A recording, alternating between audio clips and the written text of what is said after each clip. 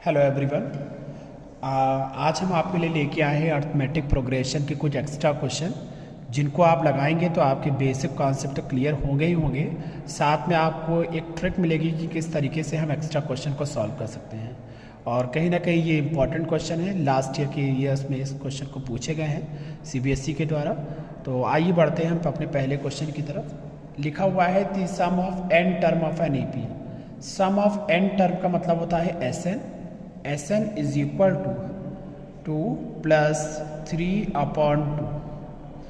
ठीक है, उसके बाद हम क्या करेंगे, हम n की वैल्यू 1 पुट करेंगे। Put n is equal to 1। तो जब हम n की वैल्यू 1 पुट करते हैं तो s1 इज इक्वल टू 5 1 का होल स्क्वायर अपॉन 2 3 इंटू 1/2। तो s1 की वैल्यू आपके सामने हो जाएगी 5/2 plus 3/2। s1 is equal to आपके पास 8/2 हो जाएगा और s1 इज इक्वल टू हो जाएगा 4। s1 का मतलब होता है सम ऑफ वन टर्म। तो s1 को a1 भी कहा जाता है, एक ही टर्म का सम करना है, और a1 को हम a भी कहते हैं। तो आपके पास फर्स्ट टर्म a की वैल्यू आ चुकी है। हम एपी के चैप्टर में हमेशा ए और डी की वैल्यू को ही फाइंड आउट करते हैं। अगर नहीं दिया गया है क्वेश्चन में तो उसको किसी न किसी तरीके से फाइंड आउट किया जाता है। तो सबसे पहले आप देख सकते हैं कि इस इक्वेशन में हमने n की वैल्यू 1 पुट किया। अब इन्हीं क्वेश्चन में हम n की जगह 2 पुट करेंगे। Put n is equal to 2। तो जब हम n की जगह 2 पुट करेंगे तो s2 is equal to 5 into 2 का स्क्वायर अपॉन 2 प्लस 3 इंटू 2/2।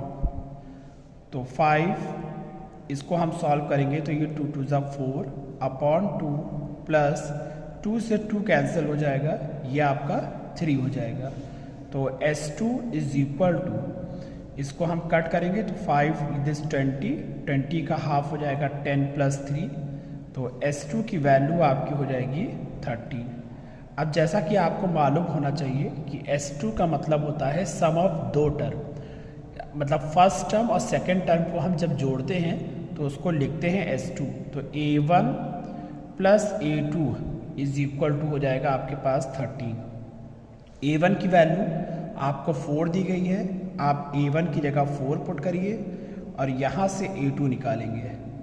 तो A2 is equal to 13 minus 4 हो जाएगा। A2 इज इक्वल टू आपका 9 आंसर आ जाएगा। तो हमारे पास A1 आ गया, हमारे पास A2 आ गया। अब हम यहाँ पे निकालेंगे कॉमन डिफरेंस। कॉमन डिफरेंस होता है कि A2 में से A1 को माइनस कर दीजिए। तो A2 आपका 9 हो जाएगा, A1 आपका 4 हो जाएगा। तो कॉमन डिफरेंस D की वैल्यू हमारे पास 5 हो जाएगी। तो आप देख सकते हैं कि हमारे पास A की वैल्यू और कॉमन डिफरेंस की वैल्यू आ गई है, जिसकी हमें AP के चैप्टर में हमेशा तलाश रहेगी। आपसे कहा गया है कि फाइंड द 29th टर्म। तो we will not waste the page here. यहाँ पे हमें निकालना है 29th टर्म। तो लिखने का तरीका हम इंट्रोडक्शन पार्ट में बहुत ही अच्छे से समझा चुके हैं। 29th टर्म को हम A29 लिखते हैं। A29 हो जाएगा आपका A प्लस 28D। तो A29 is equal to, A की वैल्यू आपके पास 4 है, D की वैल्यू आपके पास 5 है। तो जब हम दोनों को ऐड करेंगे तो ये हो जाएगा आपका 8 5 से 40, 4 कैरी, ये हो जाएगा आपका 140। दोनों को ऐड करेंगे तो आपका A29 की वैल्यू 144 हो जाएगा। All right. तो ये क्वेश्चन बहुत ही आसान है, मैक्सिमम टाइम सीबीएसई के द्वारा पूछा गया है। इस टाइप के क्वेश्चन आप ज़रूर प्रिपेयर करिएगा। Just pass the video and noted down the complete solution.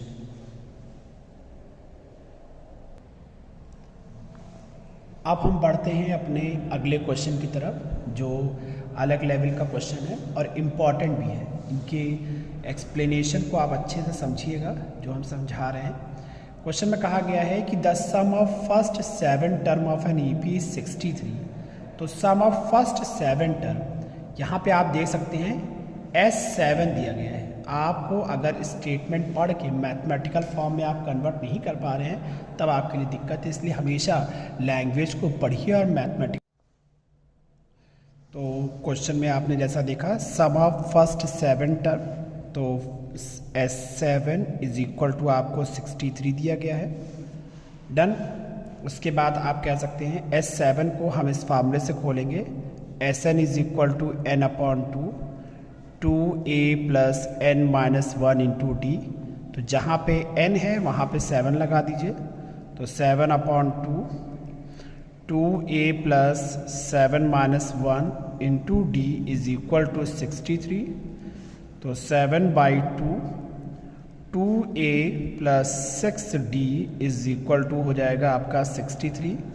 इस 2 को अंदर लेके जाएंगे, तो जब आप इस 2 को अंदर लेके जाएंगे तो ये सारे टर्म को डिवाइड कर देगा, तो ये a हो जाएगा और ये आपका 3d हो जाएगा इज इक्वल टू 63। इस 7 को हम डिवाइड करेंगे, तो a plus 3d is equal to 63/7।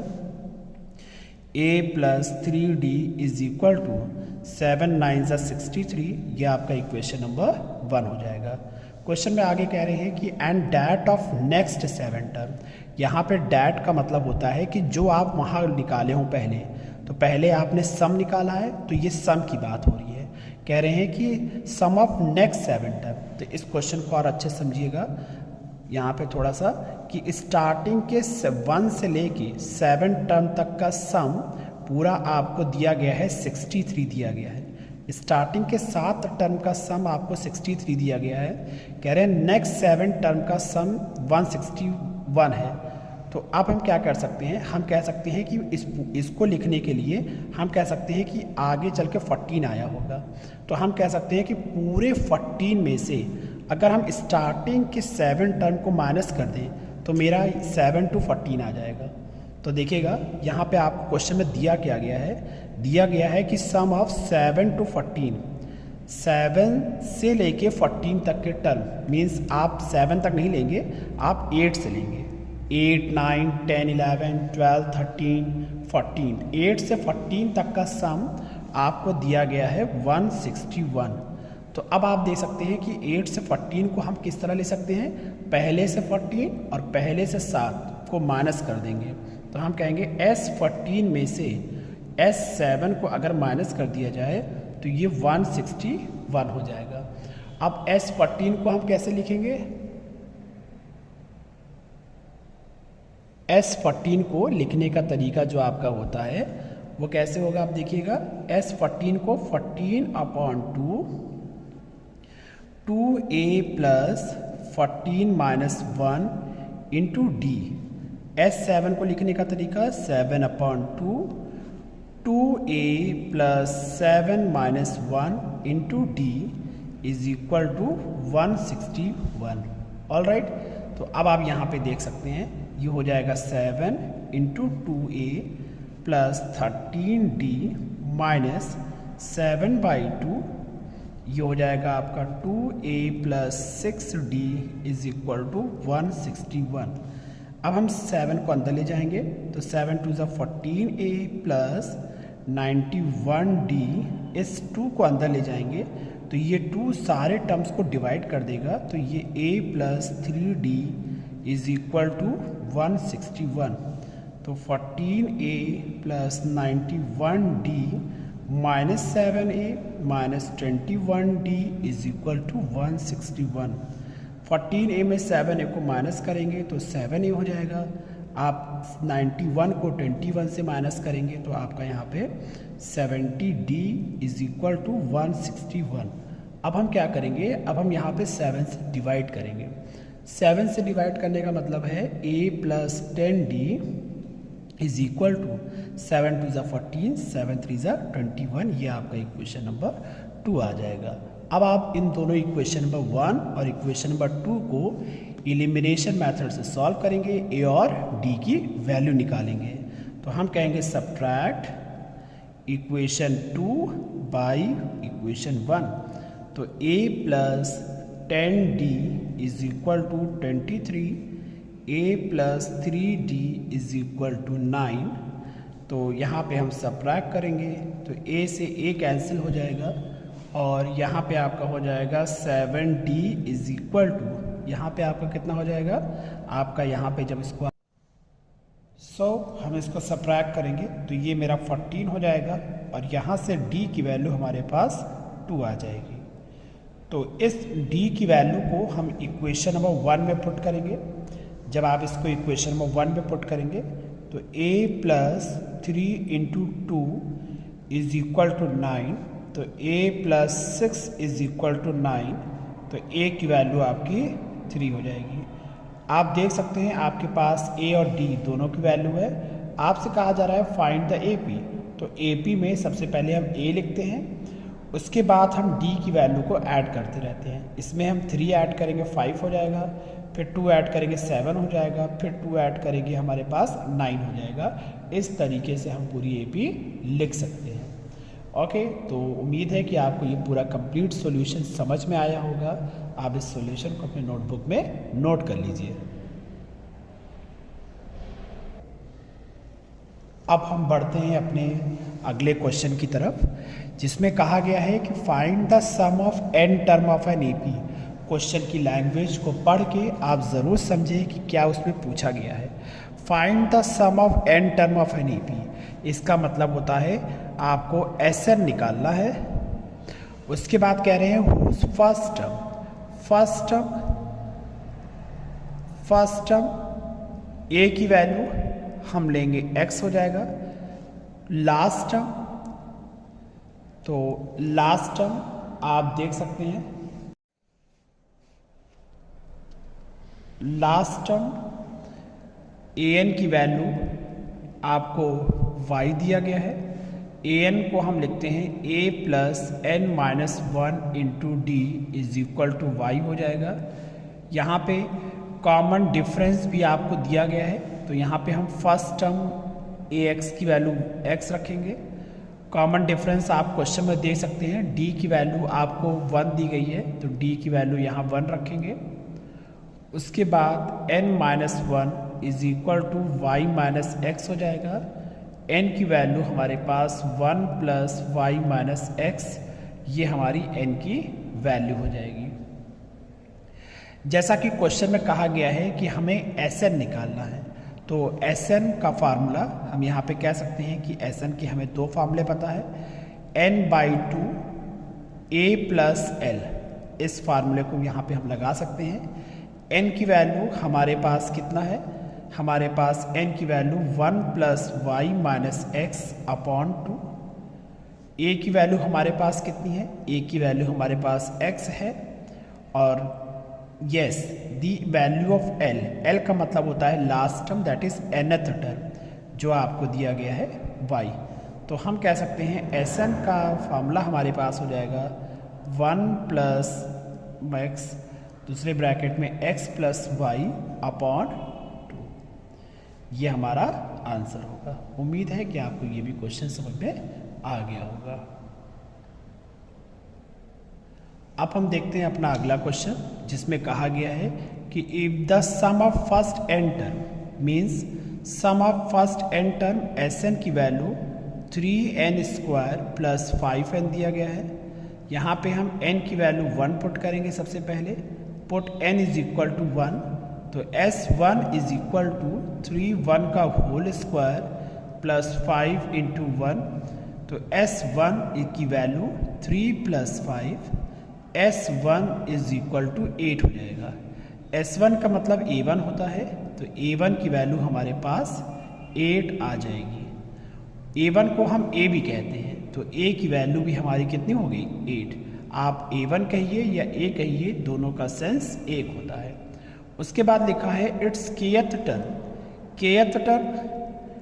kth term आपको दिया गया है 164, तो kth टर्म को हम कहते हैं AK इज इक्वल टू 164, और AK को हम लिख सकते हैं A plus K minus 1 into d is equal to 164।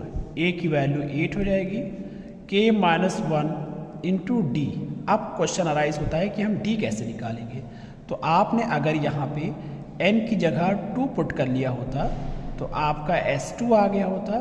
S2 की वैल्यू 3 इंटू 2 का होल स्क्वायर प्लस 5 इंटू 2, तो आपका यहाँ पे हो जाता 12 प्लस 10। तो ये S2 की वैल्यू को हम कह सकते थे आपका 22। S2 का मतलब A1 प्लस A2 होता है। आप A1 की वैल्यू 8 रख सकते हैं, तो 8 plus A2 is equal to 12। तो A2 की वैल्यू हमारे पास यहाँ से सबट्रैक्ट करेंगे, हमारे पास 14 हो जाएगी। तो A2 की वैल्यू हमारे पास 14 होगी। उसके बाद हम यहाँ से कॉमन डिफरेंस निकालेंगे। कॉमन डिफरेंस निकालने का तरीका A2 माइनस A1 होता है। कॉमन डिफरेंस 14 माइनस 8 आपके पास D इज इक्वल टू 6 हो जाएगा। तो आप देख सकते हैं कि आपके पास फर्स्ट टर्म आ गया, आपके पास कॉमन डिफरेंस आ गया। आप सारी वैल्यू को हम इधर पुट कर सकते हैं। तो D की वैल्यू हमारे पास 6 आ गई, 164। K माइनस 1 इंटू 6 हम 8 को इधर ले आएंगे। तो जब आप 8 को इधर लाएंगे तो आपका हो जाएगा 156। फिर हम 6 से इसको डिवाइड करेंगे। तो जब आप इसको डिवाइड करेंगे 6 से, तो K minus 1 is equal to 6 two ज़ा 12, 6 टू ज़ा 36। तो K की वैल्यू आपके पास 27 आ जाएगी।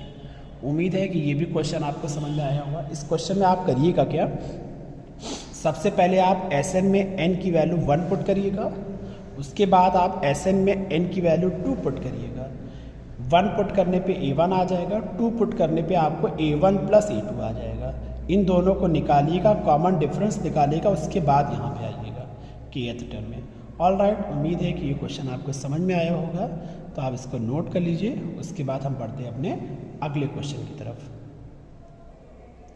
ये क्वेश्चन आप देख सकते हैं। ये क्वेश्चन एक बच्चे की डिमांड पे है। क्लास 10th D गौरव ने ये क्वेश्चन को मुझसे पूछा था कि सर इस क्वेश्चन को समझा दीजिए। तो गौरव, इस क्वेश्चन को आप देखिए कि ये क्वेश्चन बहुत ही इजी है। जो क्वेश्चन जितना भी टफ लगेगा वो समझ जाइए कि वो उतना ही इजी क्वेश्चन में से माना जाएगा। क्वेश्चन में है क्या कि आपको इसका सम निकालना है। तो सम निकालना बहुत ईजी है। हम सब आप देखिए पूरे टर्म को इन्होंने n टर्म्स तक इसको ऐड किया है। हम सबसे पहले 4 4 4 को एक तरफ कर लेंगे। पहले हम ब्रैकेट ओपन करेंगे, 4 minus n plus 4 minus 2 upon n plus 4 minus 3 upon n plus dot dot dot up to n terms, up to n terms. अब हम सारे 4 को एक तरफ कर लेंगे। तो 4 plus 4 plus 4 plus dot dot dot n term. तो 4 को हमने कितना जोड़ा, 4 को हमने n टर्म्स तक जोड़ा।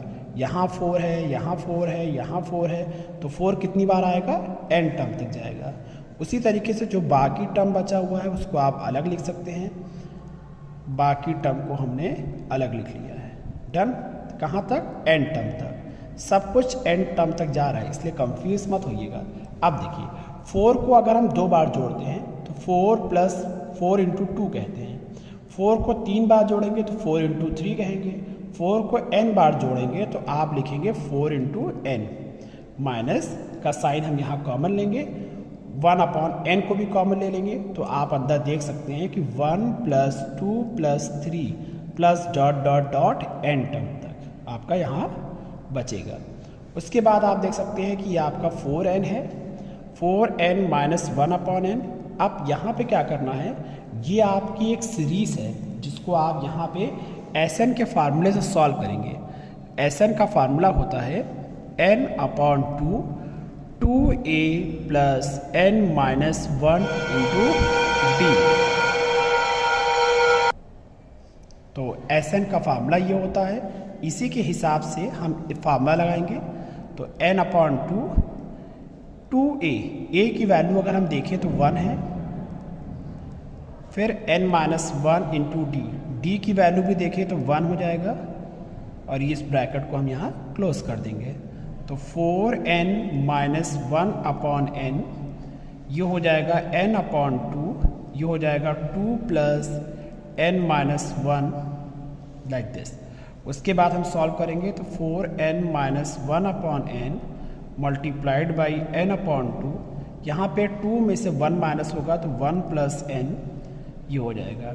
n से n कट करेंगे तो आपका हो जाएगा 4n minus 1 plus n bracket में रहेगा अपॉन 2। यहाँ पे अब हम एलसीएम लेंगे तो 4 2 ज़ा 8n minus 1 minus n upon 2।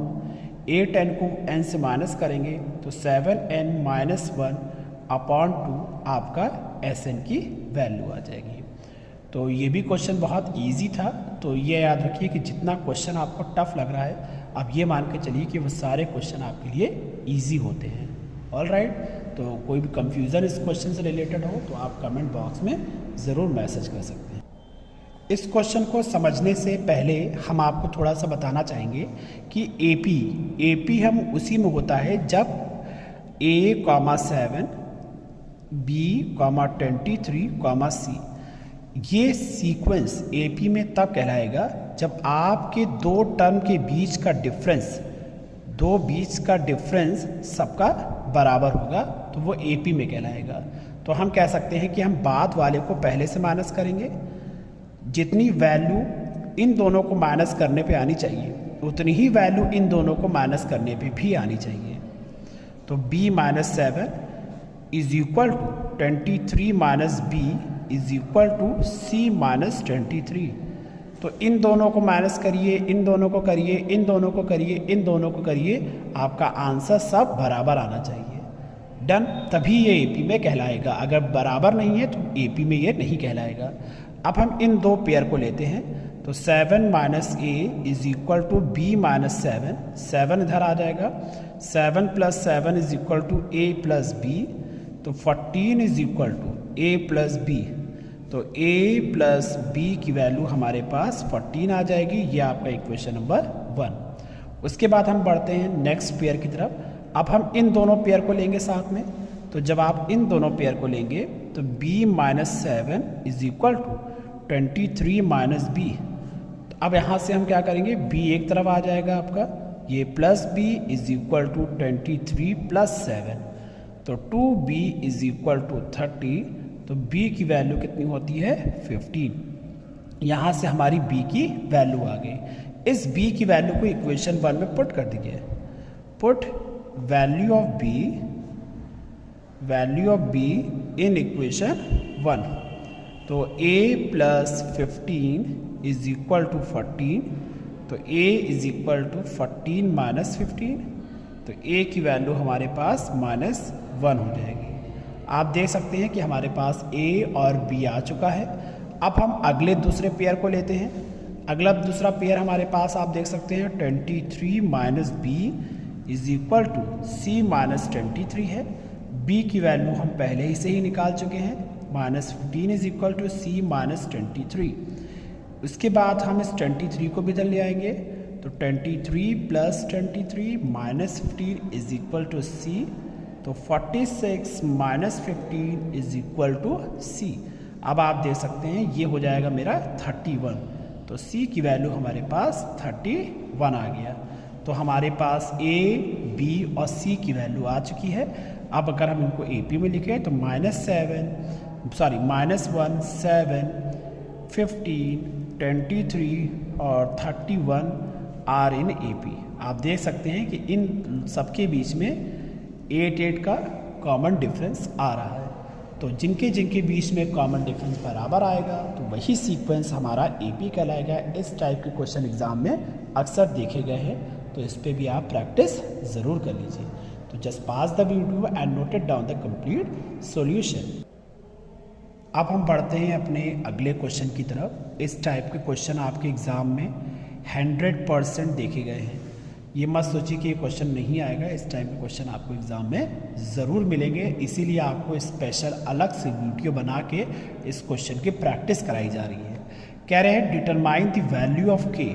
आपके पास k² प्लस 4k प्लस 8 पहला टर्म है, उसके बाद 2k² प्लस 3k प्लस 6 आपका दूसरा टर्म, और 3k² प्लस 4k प्लस 4 आपके पास तीसरा टर्म है।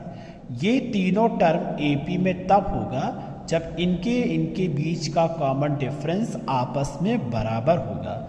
अगर हम इसको A1 माने, इसको A2 माने और इसको A3 माने तो आप कह सकते हैं कि A2 minus A1 is equal to A3 minus A2। बाद वाले को पहले से माइनस करिए, इस वाले को इससे माइनस करिए। तो 2k² प्लस 3k प्लस 6 को सब्ट्रैक्ट करेंगे हम के स्क्वायर प्लस 4k प्लस 8 से इज इक्वल टू, अब हम इसको इससे सब्ट्रैक्ट करेंगे तो 3k square plus 4k plus 4 minus 2k square plus 3k plus 6। अब हमने दोनों को सब्ट्रैक्ट करा है, ब्रैकेट ओपन करेंगे तो 2k square plus 3k plus 6 minus k square minus 4k minus 8, और यहाँ से भी हम ब्रैकेट ओपन करेंगे तो आ जाएगा 4k plus 4 minus 2k square minus 3k minus 6। अब हम इसको सॉल्व करेंगे। उम्मीद है कि आप लोग को यहाँ तक समझ में आ रहा होगा। तो 2k स्क्वायर को k स्क्वायर से माइनस करेंगे तो k square minus k minus 2, 3k को माइनस 4 से किया तो माइनस k, प्लस 6 को माइनस 8 से किया तो minus 2 is equal to 3k square से इससे करेंगे तो आपका k स्क्वायर हो जाएगा। तो 4k को हम सब्ट्रैक्ट करेंगे 3k से तो आपका k हो जाएगा, और 4 को 2 से 6 से सब्ट्रैक्ट करेंगे तो आपका माइनस 2 हो जाएगा।